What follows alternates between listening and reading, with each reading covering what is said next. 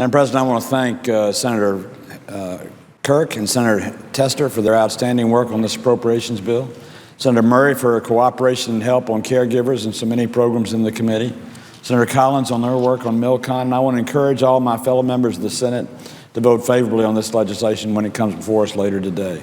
But I want everybody to stop and take a deep breath and think about a couple of facts, 3 facts. Fact number 1 today is the 240th anniversary of the United States Marine Corps, the strongest veterans we have, veterans who fought and died for us around the world for 2.5 centuries. Tomorrow at the 11th hour, on the 11th day of the 11th month, we celebrate the armistice of World War I and Veterans Day in America.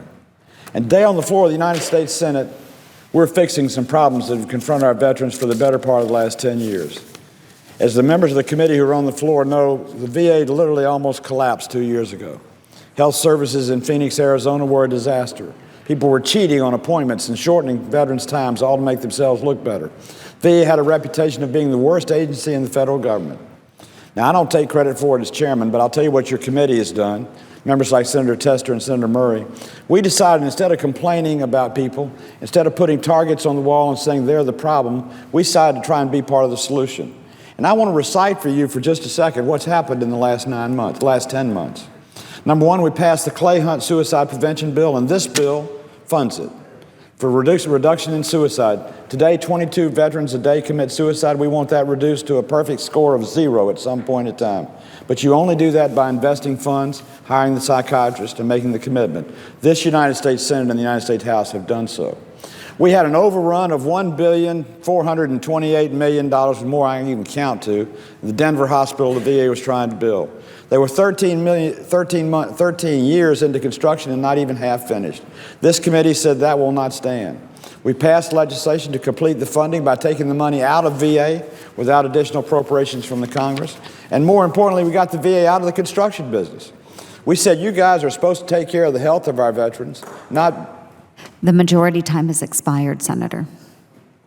If I ask you now, I'm just going to have 3 additional minutes. Without objection. Is there objection?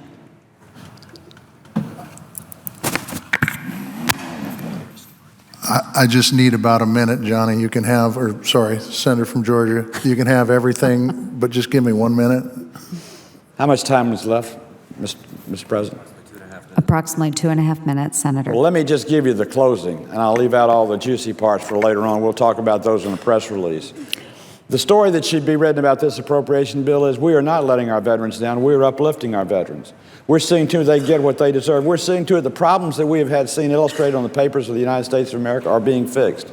The VA is a work in progress. There will still be problems, but not because of attitude, not because of lack of funding, and not because of a lack of committee of this Congress.